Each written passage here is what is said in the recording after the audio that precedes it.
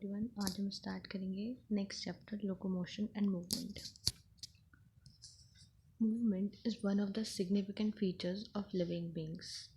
Animal and plant exhibit a wide range of movements. ये जो movement है एक बहुत सिग्निफिकेंट फीचर है, बहुत काम का फीचर है लिविंग बीइंग का. एनिमल और प्लांट अलग अलग रेंज के तरीके से मूवमेंट को शो करते हैं. Streaming of protoplasm in the unicellular organism like amoeba is a simple form of movement. अब जो प्रोटोप्लाज्म स्ट्रीम करता है यूनिसेलर ऑर्गेनिज्म अमीबा में, वो भी क्या है, एक सिंपल टाइप का मूवमेंट है. तो इसको अंडरलाइन कर लो. Streaming of protoplasm in the unicellular organism like amoeba is a simple form of movement. किसका स्ट्रीमिंग? कंफ्यूज मत होना कि क्या कह रहा है, साइटोप्लाज्म या प्रोटोप्लाज्म. तो streaming of protoplasm. Movement of cilia, flagella and tentacles are shown by many organisms. Human being can move limb. हम क्या मूव कर सकते हैं? अपने limb, jaws, eyelid, tongue, etc. Some of the movement result in a change of place or location. कुछ movement की वजह से क्या होती है, पोजीशन, प्लेस, लोकेशन ये सब चेंज हो जाती है. तो सच वॉलंटरी मूवमेंट्स आर कॉल्ड लोकोमोशंस. ऐसे वॉलंटरी मूवमेंट्स को क्या कहा जाता है? लोकोमोशन. जहाँ पे क्या चेंज हो रहा हो, प्लेस और पोजीशन और location. Walking, running, climbing, flying, swimming are all forms of locomotory movements. क्या है? ये सारे लोकोमोटरी मूवमेंट्स की फॉर्म है. Locomotory structure need not to be different from those affecting other types of movement. Locomotory structures को ज़रूरत नहीं है कि वो डिफरेंट हो मूवमेंट वाले स्ट्रक्चर से. फॉर एग्जांपल, जैसे कि पैरामीशियम में सीलिया हेल्प करता है मूवमेंट में ऑफ फूड थ्रू साइटोफेरिंग्स, और लोकोमोशन में भी. तो सीलिया यहाँ पे दोनों काम कर रहा है. किसमें? पैरामीशियम में. Hydra can use it's tentacles for capturing its prey and also use them for locomotion. We use limb for change in body posture and locomotion as well. The above observation suggests that the movement and locomotion cannot be studied separately. कि हम movement और locomotion को अलग से नहीं पढ़ सकते हैं. The two may be linked by stating that all the locomotions are movements but all movements are not locomotions. कि जो सारे क्या कह रहे हैं, जो सारे locomotions हैं वो movements हैं, लेकिन सारे movement locomotions नहीं हैं. तो ये लाइन भी इम्पॉर्टेंट है.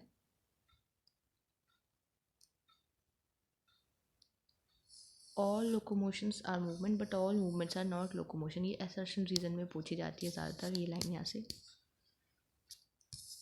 Method of locomotion perform by animals vary with their habitats and the demand of the situation.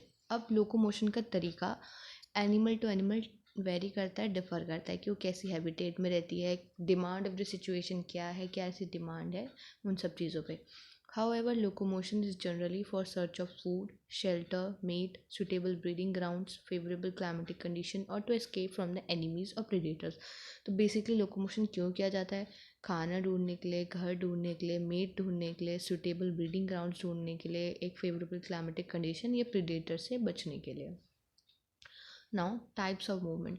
Cell of human body exhibit 3 main types of movement. जो सेल है ह्यूमन बॉडी का कितने टाइप के movement सिखाती है? 3 main types of movements. कौन कौन से? Amoeboid, ciliary, muscular. ये तीनों मिलता है ह्यूमन बॉडी के अंदर. Amoeboid, ciliary, muscular.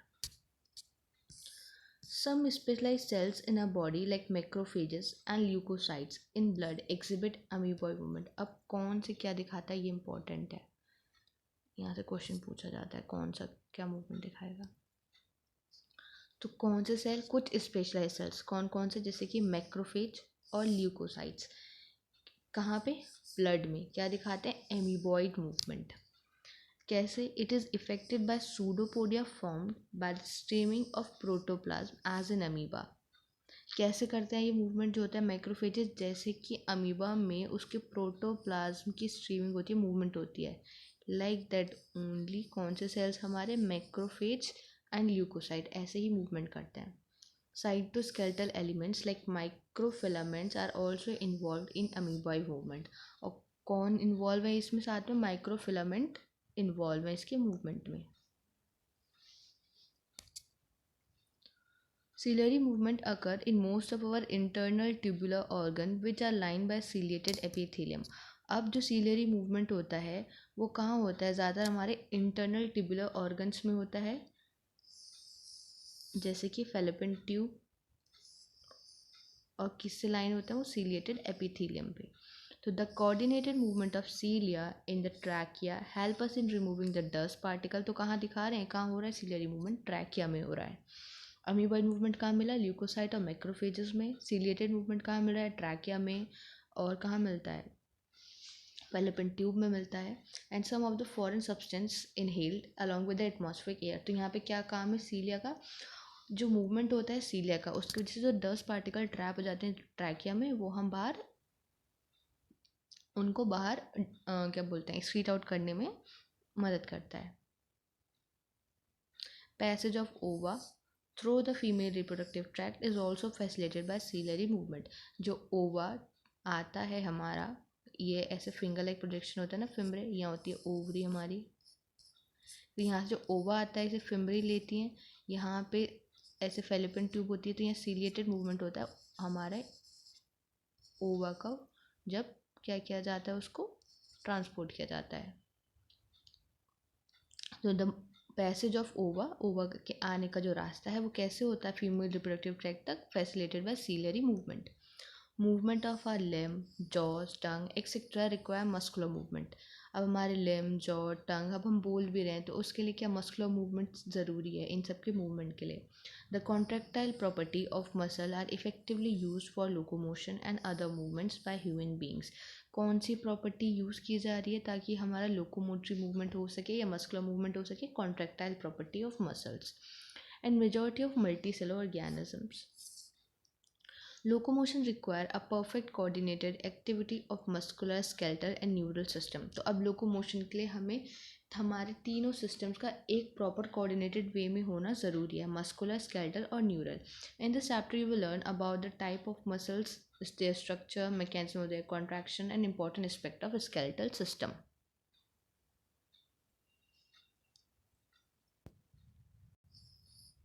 अब हम इसमें पढ़ने वाले हैं कि कौन सी मसल्स, क्या क्या स्ट्रक्चर, क्या क्या मैकेनिज्म इन्वॉल्व है हमारे सब में मूवमेंट कराने में। Muscles. You have studied in chapter 8 that the cilia and flagella are the outgrowths of cell membrane। ये हम पढ़ के आए कि cilia और flagella क्या है? आउटग्रोथ है किसकी? सेल मेम्ब्रेन की। Flagellar movement help in the swimming of spermatozoa, maintenance of water current in the canal system of sponges and in locomotion of protozoans like euglena। अब फ्लैजुलर मूवमेंट कहाँ का help कर रहा है? Spermatozoa के swimming में, water current mechanism को maintain करता है स्पॉन्जेस में, और जैसे कि प्रोटोजोआ एंड यूग्लिना उसके लोकोमोशन में। इसको अंडरलाइन कर लो ताकि ये एग्जाम्पल्स याद रहें। फ्लैजुलर मूवमेंट के example: swimming of spermatozoa, maintenance of water current, canal system of sponges and in locomotion of protozoans like euglena।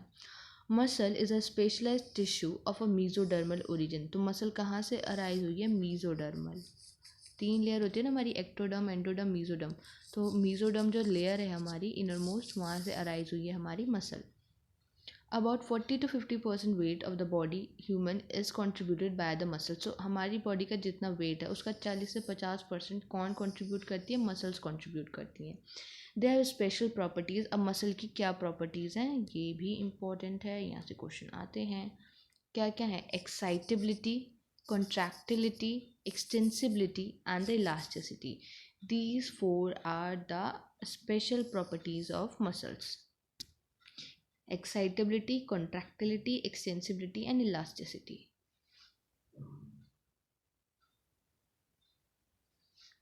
Muscle have been classified using different criteria, namely अब muscles को जो हमने classify करा है किन basis पे किया है? उनकी लोकेशन पे, अपीयरेंस पे and the nature of regulation of their activities. और वो किस टाइप की एक्टिविटीज़ परफॉर्म करती हैं, इन बेसिस पे उनको क्या क्या क्लासीफाई, किन किन बेसिस पे कैसी एक्टिविटी परफॉर्म कर रही है, कैसी अपीयर कर रही है और कहाँ उसकी लोकेशन है। अब लोकेशन के बेसिस पे तीन टाइप की मसल्स आती हैं: स्केलेटल मसल जिसे हम वॉलेंट्री मसल्स भी कहते हैं, विसरल मसल्स जिसको इनवॉलेंट्री मसल्स कहा जाता है, और कार्डियक मसल्स। कार्डियक उसके नाम से ही सजेस्ट कर रहा है कहाँ पे उसकी लोकेशन होगी। तो skeletal muscle are closely associated with the skeletal components of the body. skeletal muscles किससे associated है? skeletal components of the body.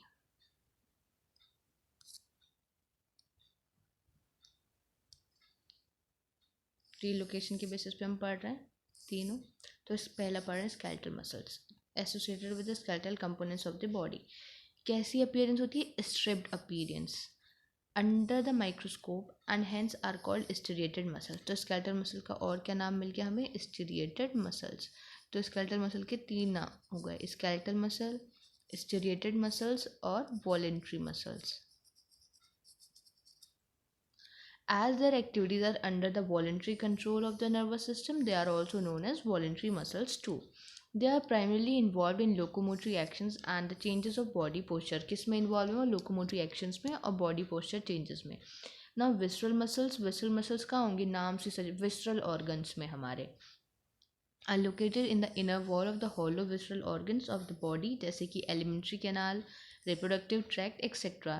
They do not exhibit any striation. यहाँ पे striation देखने नहीं मिलती, इसलिए क्या ये स्मूथ इन अपीयरेंस है और इन्हें क्या कहा जाता है? स्मूथ मसल्स कहा जाता है। स्मूथ मसल्स, इनवॉलेंट्री मसल्स और विसरल मसल्स, इसके भी तीन नाम हो गए। Hence they are called smooth muscles और नॉन स्टेटेड। तो इसके कितने हो गए इन टोटल? चार नाम हो गए, visceral muscle, smooth muscle, non stated muscles and the involuntary muscles. Their activities are not under the voluntary control of the nervous system and therefore known as the involuntary muscles too. They assist, for example, in the transportation of the food through digestive tract and the gametes through the genital tract. As the name suggests, cardiac muscles are the muscles of the heart. Many cardiac muscles assemble in a branching pattern to form a cardiac muscles. अब जैसे कि ये cardiac muscle ये ऐसे branching pattern बना लेती हैं, ऐसे कनेक्टेड होती हैं, ऐसे फिर इधर ऐसे टाइप में। तो ये कुछ कहने गई branching pattern type. Based on the appearance cardiac muscle are striated. कैसी होती हैं? कार्डिक मसल स्टीरेटेड होती हैं, ये इनवॉलेंट्री है नेचर में और इसमें क्या होता है? नर्वस सिस्टम का कोई कंट्रोल नहीं होता एक्टिविटी में डायरेक्टली। ये नहीं कि कोई कंट्रोल ही नहीं है, कुछ करेगा नहीं, होगा लेकिन डायरेक्ट कंट्रोल नहीं होगा। Let us examine skeletal muscle in detail to understand the structure and mechanism of contraction. Each organized skeletal muscle in our body is made up of number of muscle bundle or fascicles. अब हर एक skeletal muscle हमारी body में किसकी बनी हुई है? Muscle bundles की या फिर फेसिकल्स की। तो इसे हम साइड में लिखते रहेंगे।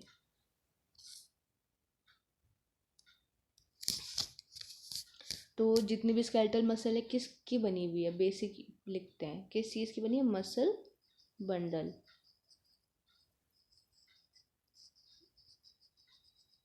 मसल बंडल का दूसरा नाम है फेसिकल्स।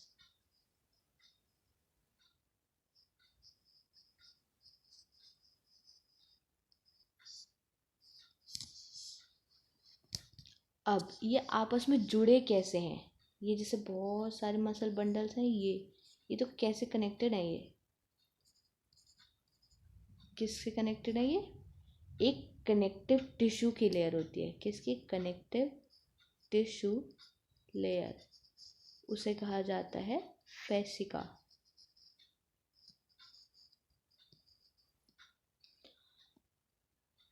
अब हर एक जो बंडल है हमारा, क्या मसल बंडल, उसके अंदर क्या मिलेगा? मसल फाइबर मिलेगा। तो ये क्या था? बंडल पूरा एक, इसके अंदर क्या मिलने वाला है? एक फाइबर। इसे क्या कहा? Muscle fibre. तो क्या था मसल में? पहले क्या आई? मसल बंडल, बंडल से आए उसके अंदर फाइबर्स। तो ये पढ़ते हैं, देखो, each organise skeletal muscle in our body is made up of number of muscle bundle और फेसिकल्स। मसल बंडल का दूसरा नाम क्या हुआ? फेसिकल्स। अब कैसे जुड़े हैं ये सारे? एक कोलेजेनियस कनेक्टिव टिश्यू की लेयर होती है जिसे बोलते हैं फेसिका। और ईच मसल बंडल, हर एक मसल बंडल के अंदर क्या है?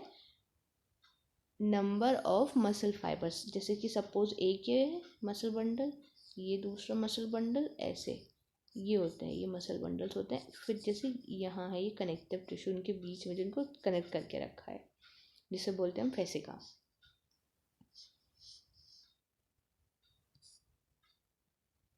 अभी ये डायग्राम देखते हैं, देखो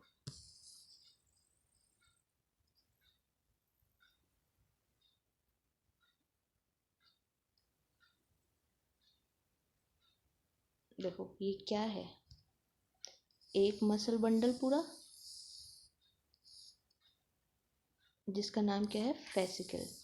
ये भी मसल बंडल। अब ये कैसे जुड़े हैं, यहाँ यहाँ पे मिलेगा तुमको फेसिका, कनेक्टिव टिश्यू जो था, collagenous connective tissue layer, collagenous connective tissue layer. अब हर एक बंडल के अंदर क्या मिलने वाले तुम्हें, muscle fibres.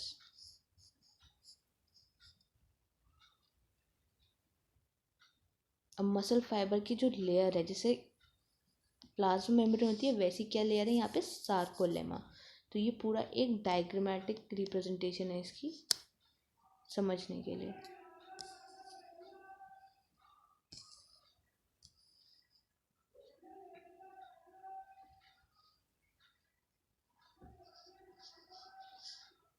Muscle fibre is line by the plasma membrane called sarcolemma.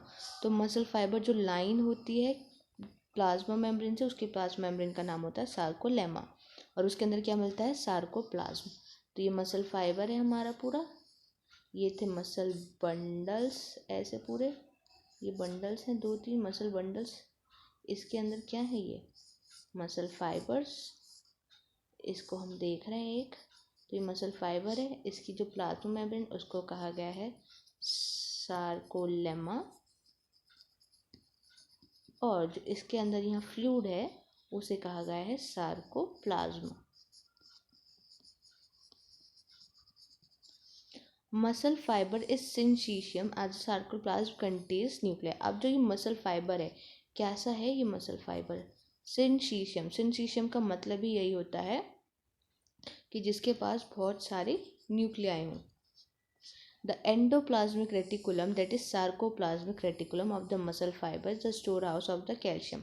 अब जिसके अंदर ESR होगा उसको नाम भी क्या है उसका, सार्कोप्लाज्मिक रेटिकुलम, सार्कोप्लाज्मिक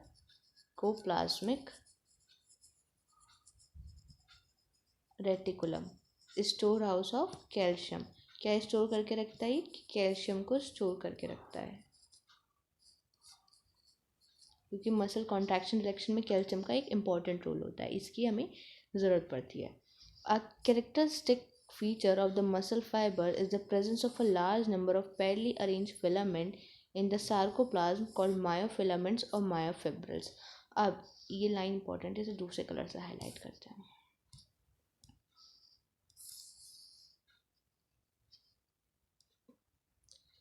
देखो लिखा ना, कैरेक्टरिस्टिक फीचर किसका, मसल फाइबर का, क्या है, प्रेजेंट होना लार्ज नंबर में एक पैरेलली अरेंज फिलामेंट्स का, किस में, सार्कोप्लाज्म में, और उन्हें क्या कहा जाता है, मायोफिलामेंट या फिर मायोफिब्रिल।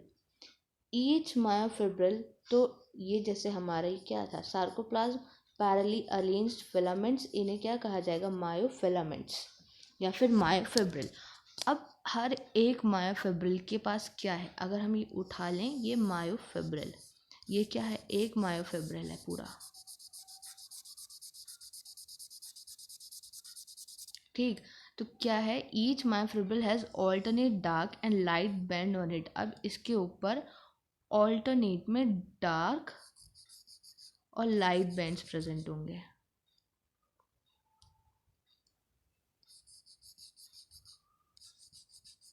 ऐसे करके।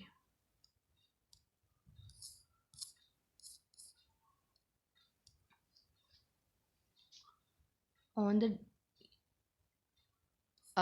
Detailed study on the myofibril has established the striated appearance is due to the distribution of pattern of two important protein, actin and myosin. अब जो हम ये डार्क बैंड्स और लाइट बैंड देख रहे हैं, ये क्यों आ रहे हैं?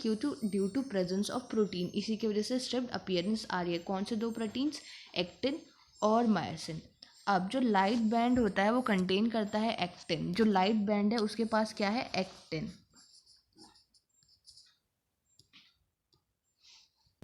तो जो लाइट बैंड्स हैं उनके अंदर क्या था? एक्टिन. और जो डार्क बैंड्स हैं वो क्या है? मायोसिन. तो एक्टिन को हम आइसोट्रॉपिक बैंड्स भी बोलते हैं और इसको बोलते हैं एनाइसोट्रॉपिक बैंड्स. देखो, whereas dark band called A और एनाइसोट्रॉपिक बैंड्स, इनको बोलते हैं एनाइसोट्रॉपिक बैंड्स, और मायोसिन को बोलते हैं आइसोट्रॉपिक. तो हमें ये याद रखना है कि जो लाइट बैंड है उसके पास एक्टिन है और उसे क्या कहा जाता है? आई बैंड कहा जाता है, और उसे एनाइसोट्रॉपिक कहते हैं. और जो डार्क जो डार्क वाले बैंड्स होते हैं वो कौन से बैंड्स हैं? ए बैंड, और उन्हें बोलते हैं एनाइसोट्रॉपिक बैंड. रुको, एक बार पूरा क्लियर करके अच्छे से साफ तरीके से बनाते हैं. यह है हमारा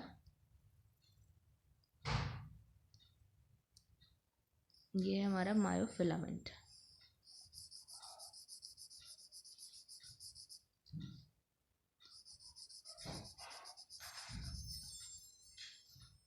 ये मायोफिलामेंट है पूरा. अब इसके ऊपर डार्क और लाइट बैंड्स प्रेजेंट हैं.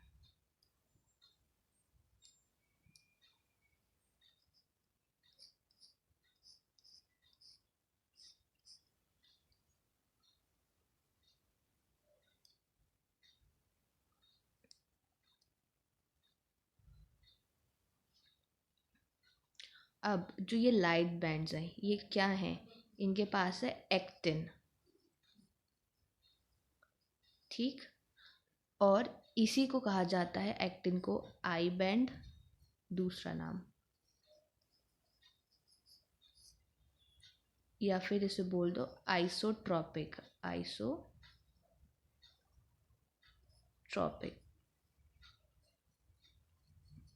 बैंड. अब जो डार्क वाले हैं उसके पास क्या है? मायोसिन.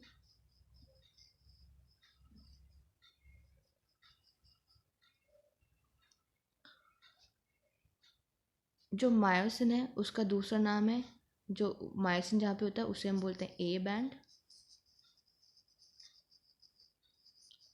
और उसे कहते हैं हम एन आइसोट्रॉपिक.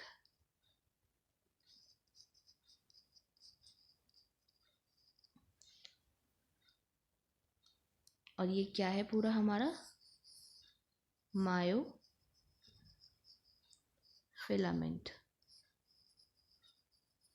जो कहाँ मिल रहा है? सार्कोप्लाज्म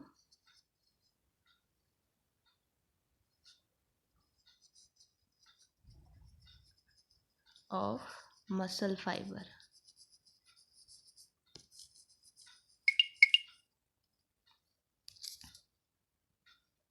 देखो, the light band contains the actin and is called I band और isotropic, whereas the dark band called A band और एनाइसोट्रॉपिक विच कंटेन मायोसिन. और स्टेरॉइड अपीयरेंस भी किसी की वजह से आती है? इन दो प्रोटीन्स की वजह से, एक्टिन और मायोसिन की वजह से. और मायोफिलामेंट्स बोलो या फिर इसका दूसरा नाम क्या है? Myofibrils.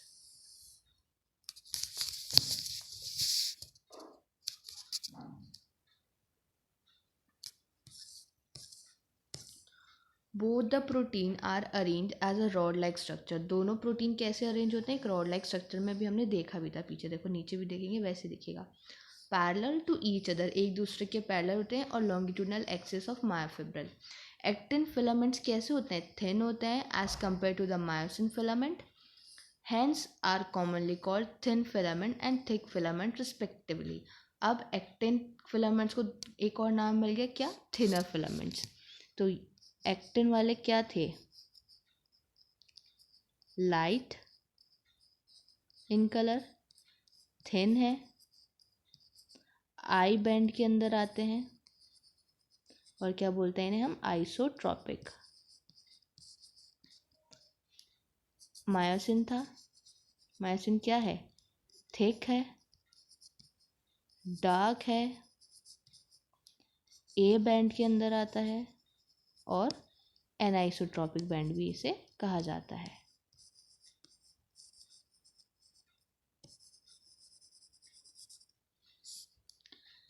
In the center of the each eye band is an elastic fiber called Z line which bisect it. अब जो आई बैंड था हमारा, वहाँ पे क्या होता है, एक थिन लाइन होती है उनके सेंटर में, उस लाइन को कहा जाता है Z लाइन, और वो क्या करती है, उसको बीच में से कट कर देती है। जैसे ये हमारा थिक बैंड हो गया, इधर थिक हो गया, फिर से इधर थिक, इधर थिक।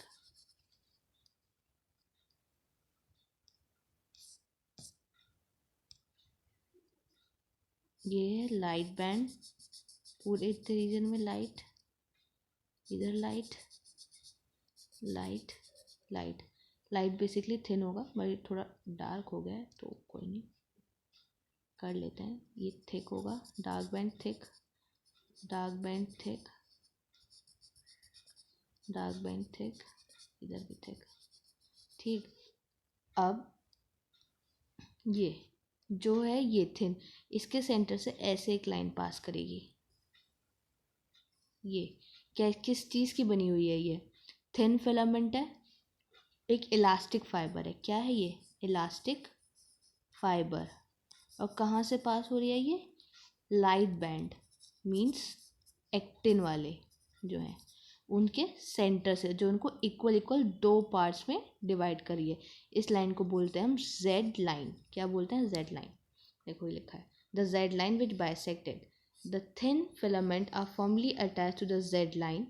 द कैसे अटैच है? बहुत फॉर्मली, बहुत हेल्दी। और जो थिक फिलामेंट है in the A band are also held together in the middle of this band by thin fibrous membrane called M line. और जो क्या है, जो थिक फिलामेंट है वो ए बैंड वाले, वो भी किससे जुड़े हैं? इससे जुड़े हुए हैं मिडल ऑफ दिस बैंड, इस बैंड के मिडल से। और कैसे जुड़े हैं? एक थिन फाइब्रस मेम्ब्रेन से, जिस मेम्ब्रेन को कहा जाता है एम लाइन। अब A and I band are arrange alternately throughout the length of the myofibril. अभी कैसे प्रेजेंट है? ऑल्टरनेटली प्रेजेंट है ना मायोफिब्रिल में, थ्रू आउट। अब जो पोर्शन है मायोफिब्रिल का between two successive Z line is considered as a functional unit of contraction, is called sarcomere. अब जितना पोर्शन मायोफिब्रिल का दो सक्सेसिव जेड लाइन के बीच में आएगा वो क्या है? फंक्शनल यूनिट है। किसकी फंक्शनल यूनिट है? कॉन्ट्रैक्शन की। और उसे क्या बोलते हैं हम? सार्कोमेयर। तो ये लाइन इंपॉर्टेंट है, यहाँ से क्वेश्चन आता है। देखो ये जेड लाइन, ये जेड लाइन, अब ये पार्ट कहलाएगा sarcomere. In the resting stage the edges of thin filament, किसके? Thin filament. ये जैसे नाम आए तो सोच लिया करो, थिन फिलामेंट क्या? Actin protein. ठीक, थिन फिलामेंट एक्टिन प्रोटीन। कौन सा band? I band. In a resting state जो एजेस हैं थिन फिलामेंट के on either side of the thick filaments, इधर और इधर, ये है इधर। ठीक, आप partially overlap the free ends of thick filament. क्या करते हैं? इन्हें पार्शली ओवरलैप करके रखते हैं, जो फ्री एंड्स हैं, leaving the central part of the thick filament, और इसके सेंट्रल पार्ट को छोड़कर, मतलब इतने इतने पार्ट पे ये क्या है, इसको ओवरलैप करके रखेंगे। The central part of thick filament, जो सेंट्रल पार्ट होता है थिक फिलामेंट का, जैसे सपोज इधर है, तो जैसे इधर मानो इधर एक एक्टिन है,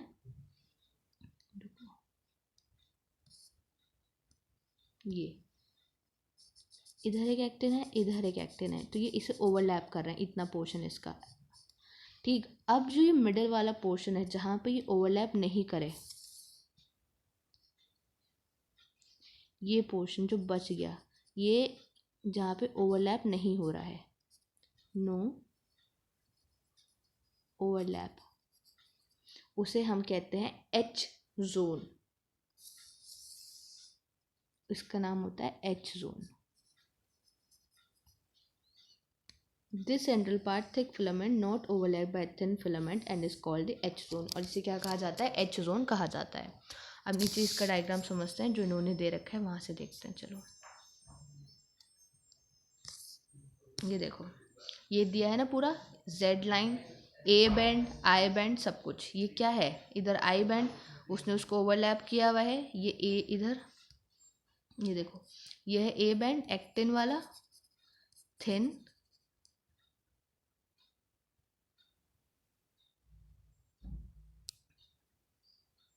और इधर क्या है, आई बैंड। ये जो दो आई बैंड है उनको कौन डिवाइड कर रहा है बीच में से, ये आई बैंड है, इधर आई, इधर ये एक्टिन प्रोटीन, इधर actin protein, I band thin है, ठीक। बीच में कौन डिवाइड कर रहा है इनको, जेड लाइन, ये जेड लाइन है, ये जेड लाइन है, इसे कहा गया है सार्कोमेर। ये जो प्रोटीन है अंदर, ये मायोसिन, थिक वाला, ठीक। इसका ये पार्ट क्या है, ओवरलैप है, नहीं है, नॉन ओवरलैप है, इसलिए इसे क्या कहा गया, एच जोन कहा गया। और इसने इसके कुछ पार्शली इसको ओवरलैप करके रखा हुआ है, ये देखो इधर। तो ये पूरा दिया है। और दो जेड के बीच का क्या था यूनिट, सार्कोमेर था। क्या है ये, फंक्शनल यूनिट है मसल कॉन्ट्रैक्शन के लिए, functional unit of muscle contraction.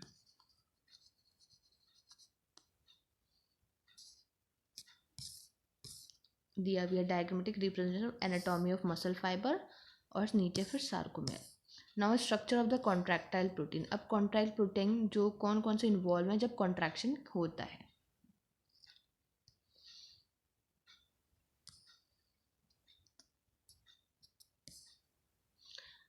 Each actin मतलब thin filament is made up of two filamentous actins. किस चीज़ का बना हुआ है, दो फिलामेंटस एक्टिन्स का बना हुआ है।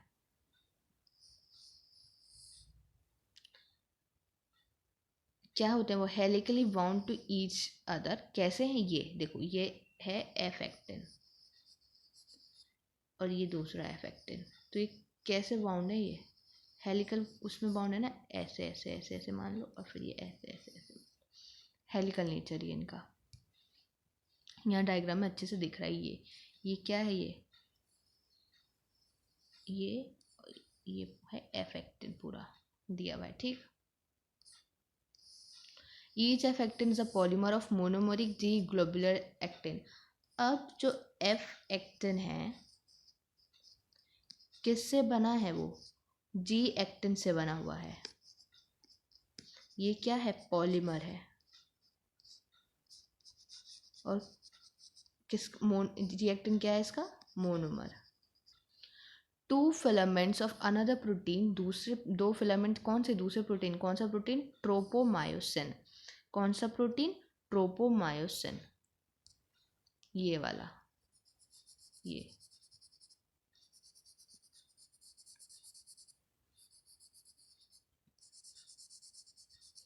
क्या है, tropomyosin. Also run close to the F actin throughout its length. और एफ एक्टिन के देखो पूरी लेंथ के अलॉन्ग ही ये भी चलता है। अब ट्रोपोनिन क्या है, एक और प्रोटीन जो डिस्ट्रीब्यूटेड है कहाँ, ये जो दिख रहा है, ये क्या है, ट्रोपोनिन, ट्रोपोनिन, ये क्या है, ट्रोपोनिन, ठीक। The troponin is distributed at regular interval of the tropomyosin. In the resting state, जब रेस्टिंग स्टेट है तो जो सब यूनिट है ट्रोपोनिन, अब देखो अगर हम इसको बड़ा करके देखें तो ये ऐसे 3 यूनिट्स का बना हुआ है, ठीक। तो इसी की एक सब यूनिट ट्रोपोनिन की मास्क रखती है active binding site for the myosin on the each actin filament. जो एक्टिव बाइंडिंग साइट है किसके लिए, मायोसिन के लिए, ये हमारा एक्टिन फिलामेंट है। यहाँ पे इसकी साइट होगी कि यहाँ पे आके मायोसिन, नीचे जो मायोसिन प्रोटीन है वो इस पे आके बाइंड कर जाए। लेकिन जब रेस्टिंग स्टेट है तो ये ट्रोपोनिन प्रोटीन है, ये इसकी साइड को कवर करके रखता है ताकि मायोसिन इस पे आके बाइंड ना कर सके। तो जब रेस्टिंग स्टेट होती है तो उसी की कहा गया एक सब unit of troponin marks the active binding site. किसके लिए एक्टिव बाइंडिंग साइट, मायोसिन के लिए। कहाँ पे, एक्टिन फिलामेंट पे उसको ढक के रखती है, कवर करके रखती है। Each myosin thick filament is also polymerise protein. अब ये एफ एक्टिन से क्या बनता है, एक्टिन प्रोटीन है ना। अब मायोसिन की बात करें तो मायोसिन भी क्या है, एक पॉलीमर प्रोटीन है। उसकी जो मोनोमर फॉर्म है वो क्या है, मीरोमायोसिन। क्या है, meromyosin constitute one thick filament. अब हर एक मीरोमायोसिन के दो इंपॉर्टेंट पार्ट्स होते हैं, a globular head with a short arm and tail. ठीक, the former being called heavy myromycin and the later is called light myromycin. क्या है, दो इंपॉर्टेंट पार्ट्स हैं इसके मीरोमायसिन के। उसका पहला ग्लोबुलर हेड जिसके पास क्या है, शॉर्ट आर्म और टेल है। A former being called heavy meromyosin, जो उसका शॉर्ट हेड है उसे क्या कहा जाता है, हैवी मीरोमायसिन, और जो लाइट है उसे कहते हैं लाइट मीरोमायसिन। द हैवी मीरोमायसिन के क्या क्या कंपोनेंट्स हैं, इसको अलग कलर से करता है, लाइट इंपॉर्टेंट है। The heavy myromycin component, that is the head and a short arm, कौन है एच एम के पार्ट,